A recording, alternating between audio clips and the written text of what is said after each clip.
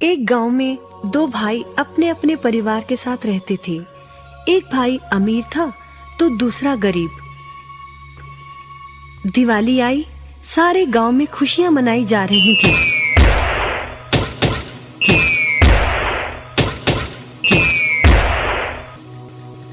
परंतु छोटे भाई के पास तो खाने लायक भी कुछ नहीं था। वह बड़े भाई के पास मदद मांगने गया।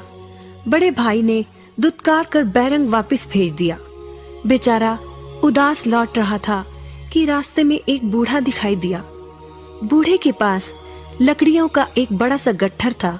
बूढ़े ने उससे पूछा, क्या बात है बेटे, बहुत उदास हो? दिवाली पर तो खुश होना चाहिए। काहे की दिवाली ताऊ, मेरे भाई ने भी मेरी मदद नहीं की। मेरा परिवार भूखों मर रहा है और मैं कुछ नहीं कर पा रहा। यदि तुम मेरी मदद करो, इन लकड़ियों के गट्ठर को मेरे घर पहुंचा दो, तो मैं तुम्हें जो दूंगा उससे तुम अमीर हो जाओगे। छोटा बूढ़े के पीछे चलता हुआ लकड़ियों के गट्ठर को उसके घर छोड़ आया। बूढ़े ने छोटे को एक मालपुआ दिया और बोला, जंगल में जाना, एक जगह अजीब तरह के 3 पेड़ दिखेंगे, जिसके पास एक चट्टान होगी। ध्यान से देखोगे तो चट्टान के कोने में तुम्हें गुफा का एक मुंह दिखेगा। गुफा में चले जाना, वहाँ 3 बौने रहते हैं।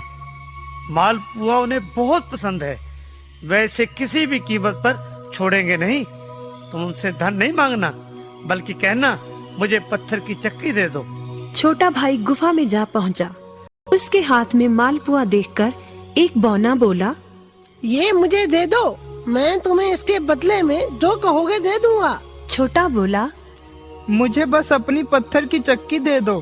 चक्की लेकर छोटा जैसे ही चलने लगा, बौना बोला, इसे मामूली चक्की ना समझना, इसे घुमाने पर तुम जो मांगोगे इसमें से निकलता रहेगा। इच्छा पूरी होने पर इस पर लाल रंग का कपड़ा डाल देना, सामान बनना बंद हो जाएगा। चक्की लेकर छोटा भाई घर पहुंचा। पत्नी और बच्चे भूखे थे। उसने कहा, यहाँ पर एक कपड़ा बिछाओ। कपड़ा बिछाकर चक्की उसके ऊपर एक किनारे रखकर छोटे ने चक्की चलाई और बोला, चक्की चक्की चावल निकाल।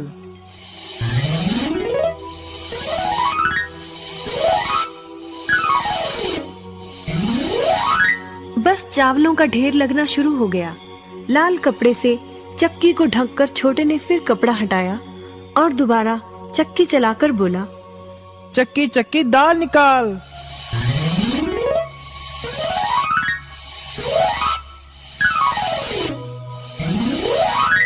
ढेरों दाल निकलती रही। थोड़ी देर बाद छोटे ने चक्की को ढक दिया। दाल चावल बनाकर सबने अपना पेट भरा। रात सबने चैन की नींद ली। बचे हुए ढेरों चावल और दाल को लादकर छोटा अगले दिन बाजार में बेच आया। वापस आकर उसने फिर वही क्रम अपनाया और इस बार ढेरों गेहूं, चावल, भिन्न भिन्न दालें चक्की की मदद से निकाली और बेचकर ढेरों पैसे कमा आया। दिनों में ही वह अपने भाई से भी ज्यादा अमीर हो गया। चक्की की मदद से कभी घी, कभी तेल, कभी नमक, कभी मसाले, कभी बादाम, कपास, जो चाहे उसे प्राप्त होता रहता था। बड़ा भाई उसकी खुशहाली से जलने लगा। उसने सोचा, चंद दिनों पहले तो ये भूखों मर रहा था, अब इसके हाथ क्या लगा जो ये मुझसे भी ज्यादा धनी हो गया है। एक रात चुपचाप वह छोटे के घर में छुप गया। सारा भेद उसके आगे खुल गया। अगले दिन जब छोटा बाजार सामान बेचने गया था, तो बड़ा भाई छोटे के घर पहुंचा और उसके घर से चक्की चुरा कर ले आया और अपने परिवार को लेकर दूर कहीं टापू में जाकर बसने के इरादे से घर से चल पड़ा। समुद्र किनारे पहुंचकर उसने एक नाव खरीदी। सभी उसमें बैठ गए और नाव में बैठकर टापू की ओर चल दिए।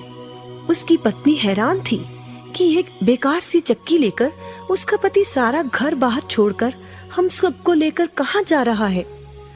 बड़े भाई ने पत्नी की जिज्ञासा शांत करने के लिए चक्की को घुमाया और बोला, चक्की चक्की नमक निकाल।